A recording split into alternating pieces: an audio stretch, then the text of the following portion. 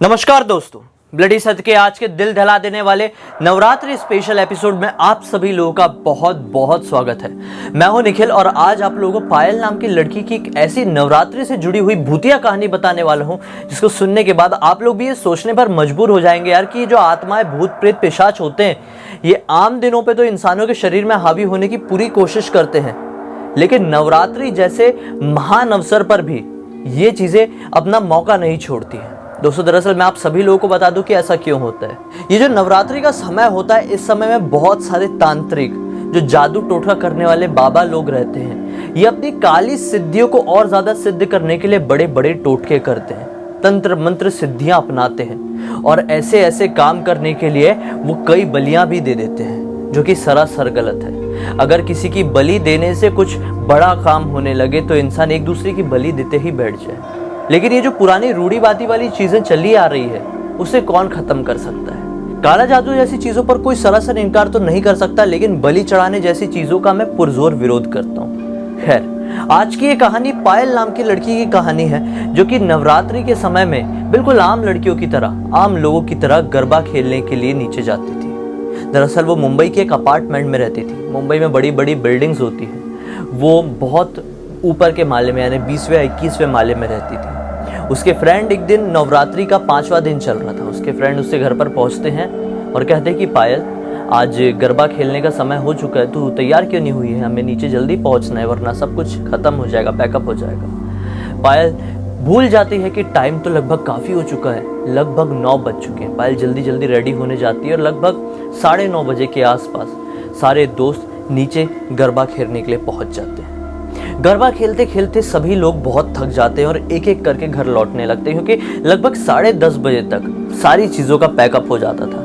पायल और उसके 3 दोस्त अभी भी गरबा खेल रहे थे। अचानक से सभी लोगों को थकान सी होने लगती है। सभी लोग साइड में लगी हुई एक बेंच में बैठ जाते हैं। पायल भी बैठ जाती है। पायल को अचानक से प्यास लगती है। वो अपने दोस्तों से ये कहती है कि तुम लोग बैठो, मैं फर्स्ट फ्लोर से पानी पी कर आती हूँ। दरअसल फर्स्ट फ्लोर में एक बालकनी है और उस बालकनी में एक लगा हुआ था नल, जो कि बिल्कुल साफ सुथरा बिल्डिंग का ही पानी, पीने का पानी आता था। एक फिल्टर लगा हुआ था बेसिकली। वो वहां पर पहुंच जाती है। जब वो उस सुनसान फर्स्ट फ्लोर में पहुंचती है तो उसे ऐसा लगता है कि उसका कोई पीछा कर रहा है, लेकिन बार बार पलटने के बावजूद उसे कुछ दिखाई नहीं देता है। मन में यह आता है कि नवरात्रि का समय चल रहा है और ऐसी चीजें मेरा क्या बिगाड़ सकती हैं। लेकिन वो शायद ये भूल गई थी कि नवरात्रि के समय पर ही ये जो तांत्रिक लोग होते हैं ये सबसे ज़्यादा हावी होने की कोशिश करते हैं और उसी समय ये सबसे ज़्यादा भूत प्रेत पिशाचों को इंसानों के पीछे छोड़ते हैं ताकि वो अपने बुरी शक्तियों को अंजाम दे सके, काली जादू को अंजाम दे सके। जैसे ही वो पानी के फिल्टर के पास पहुंचती है तो ऐसा लगता है कि उसके कान में आकर किसी ने पानी ऐसा कहा है। वो बहुत ज़्यादा घबरा जाती है कि ऐसा कौन कह सकता है। वो पलट के देखती है तो कोई भी नहीं था।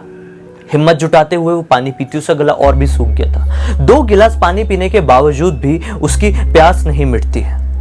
वो हिम्मत जुटा के आगे बढ़ने की कोशिश करती है, लेकिन फिर ये पाती है कि एक काली सी परछाई उसका पीछा कर रही है, जैसे कि मानो वो आगे आगे चल रही है और उसके पीछे से कोई चल रहा है जिसकी हाइट बहुत ज्यादा लंबी है। वो शायद एक औरत है, आदमी, उसको क्लियर नहीं हो पा रहा है, लेकिन उसकी परछाई उसको सामने दिखाई दे रही है। जैसे जैसे वो कदम बढ़ाती वही रफ्तार से वो परछाई भी उसके पीछे पीछे बढ़ती चली जाती। हिम्मत जुटा के पीछे पलट के देखती है तो ये पाती है कि पीछे कोई भी नहीं है। भगवान का, माँ दुर्गा का नाम लेके वो फिर आगे बढ़ जाती है। मन में माँ दुर्गा का नाम लेते हुए वो उसी जगह पर पहुंचती है जहां उसके फ्रेंड्स बेंच में बैठे बैठे उसका इंतजार कर रहे थे।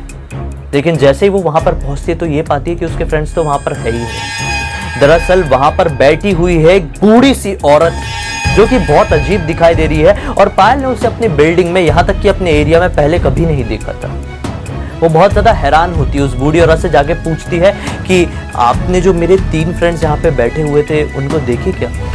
तो बूढ़ी औरत बोलती है नहीं, मैंने तो नहीं देखे। पायल सबसे ज्यादा हैरान तब हो जाती है जब वो बूढ़ी औरत वो तीनों दोस्तों का नाम लेके बताती है, नहीं, मैंने तुम्हारे दोस्त अर्जुन, पल्लवी और प्रिया को नहीं देखा। पायल बहुत ज्यादा घबरा जाती है कि ये कैसे हो गया, आपको मेरे दोस्तों का नाम कैसे पता? बूढ़ी औरत कहती है कि बेटा, मुझे तुम्हारे बारे में सब कुछ पता है। क्या तुम भी इस दुनिया के बारे में सब कुछ जानना चाहती हो? तो आओ मेरे पास, चलो मेरे साथ। और ऐसा करके ऐसा हंसने लगती है तो पायल बहुत ज्यादा घबरा जाती है और 2 कदम पीछे हटके आगे की तरफ बढ़ने लगती है। पायल मन में फिर से मां दुर्गा का नाम ले रही थी, क्योंकि वो औरत की जो हंसी थी बहुत ही ज्यादा डरावनी थी। पायल हिम्मत जुटाते हुए अपने घर की तरफ आगे बढ़ रही होती है कि उसका मन करता है कि एक बार पीछे पलट के तो देखूं। जैसे ही वो पीछे पलट के देखती है तो सच बता रहा हूं, पीछे कोई औरत उसे दिखाई नहीं देती है। और ज्यादा उसकी पायल की हार्ट बीट फास्ट हो जाती है। अब और तेजी से आगे बढ़ने की कोशिश करती है तो ये पाती है कि ये पूरा एरिया अचानक से सुनसान कैसे हो गया। वो सोचती है मेरे दिमाग का वहम है कि अचानक से सब लोग जाके सो गए हैं। वो फिर से आगे बढ़ने लगती है यही सोचते हुए कि अचानक से वही उसे फील होता है कि वही परछाई उसका पीछा कर रही है। और अब क्लियर समझ में आ रहा है जो परछाई उसका पीछा कर रही है वो एक बूढ़ी सी औरत है जो लकड़ी टेक टेक के लंबे बाल के साथ चल रही है परछाई से। इतना तो समझ में आता है ना, पायल और ज्यादा घबरा जाती है। पायल की हिम्मत नहीं होती इस बार पीछे पलटने की, लेकिन जैसे ही वो आगे बढ़ती है कि अचानक से उसका पैर फिसलता है और वो जमीन पे बहुत जोरों से गिर जाती है। और जैसे ही वो गिरती है तो पीछे ऐसा घूम के गिरती है और ये पाती है कि वही औरत उसके मुंह के पास अपना चेहरा लेके आ रही है और बहुत बड़ा उसने मुंह फाड़ी और पायल अचानक से बेहोश हो जाती है। और सीधे पायल की नींद खुलती है तो वो खुद को एक हॉस्पिटल में पाती है। हॉस्पिटल में उसकी मॉम उसके सामने बैठी हुई थी। पायल से वो बात करने की कोशिश करती है। पायल अपनी मां को कुछ भी बताने से पहले 10 बार सोच लेती है और फिर आखिरकार हिम्मत जुटा के अपनी मॉम को वो सारी बातें बता देती है। ये सारी बातें सुनकर ना जाने पायल की मॉम को क्या हो जाता है कि वो सीधे उठ के पायल के बेड के पास से सीधे उठ के बाहर की तरफ चली जाती है। और जैसे उसकी मॉम बाहर की तरफ जाती तो ये पाती है कि दीवार के अंदर से वही बूढ़ी औरत पायल की तरफ बढ़ती चली जा रही है और वो वापस से बेहोश हो जाती है। इस बार जब पायल की आंखें खुलती है तो वो हॉस्पिटल में नहीं अपने घर में थी और एक तांत्रिक बाबा उसके सामने बैठा हुआ था। वो तांत्रिक बाबा ना जाने किस तरह का झाड़ फूक उसके ऊपर कर रहा था, कोई मंत्र पढ़ रहा था। मंत्र उसके समझ में तो नहीं आया, लेकिन यह समझ में आया कि यह कोई काला जादू नहीं बल्कि पॉजिटिव एनर्जी की कोई पूजा है। उसके बाद से पायल के साथ ये परेशानी नहीं हुई, लेकिन आज भी पायल नवरात्रि की उस 5वीं रात को याद करती है तो पूरी ऊपर से नीचे तक कांप उठती है। आज इस वाकया को तकरीबन 3 साल बीत चुके हैं, लेकिन पायल आज तक गरबा खेलने की हिम्मत वापस से नहीं जुटा पाई है। आज भी जब उसके दोस्त पायल को गरबा खेलने के लिए नीचे बुलाते हैं तो वही रात उसकी आंखों के सामने मंडराने लगती है। कुछ चीजें ऐसी होती है जो जिंदगी भर हमारा पीछा नहीं छोड़ती है। कुछ यादें ऐसी होती है जिसे हम कभी भी याद कर लेना हम ऊपर से नीचे तक कांप उठते हैं। उम्मीद है आप लोगों को मेरी आज की कहानी अच्छी लगी है। अगर आप लोगों के साथ भी कुछ ऐसा वाकया बीता है, कुछ ऐसी स्टोरी बीती है, तो आप मुझे मेरे इंस्टाग्राम में लिख के भेज सकते हैं जिस तरह से मुझे ये लड़की ने लिख के भेजा। अगर आप लोग चाहते हैं कि मैं आपकी कहानी पूरी दुनिया के सामने बताऊं या फिर पैरानॉर्मल दुनिया में आप कहीं अटके हुए जिसका जवाब कोई नहीं दे पा रहा है, तो लिख भेजिए दोस्तों। सबके डीएम देखता हूं, थोड़ा समय लगेगा लेकिन जवाब जरूर दूंगा। मेरे चैनल को पहली बार देख रहे हैं तो चैनल को सब्सक्राइब कर दीजिए, वीडियो को लाइक कर दीजिए, बेल आइकन को दबा के ऑल के ऑप्शन में क्लिक करना है, क्योंकि इसी तरह की खौफनाक कहानी मैं रेगुलर आप लोगों के पास लेकर आते रहता हूं, जिसके कारण आप लोगों का मनोरंजन तो होता है, साथ ही साथ एक थोड़ा सा डर भी लग जाता है, क्योंकि पता है ना डरना भी जरूरी है। समझ गए दोस्तों?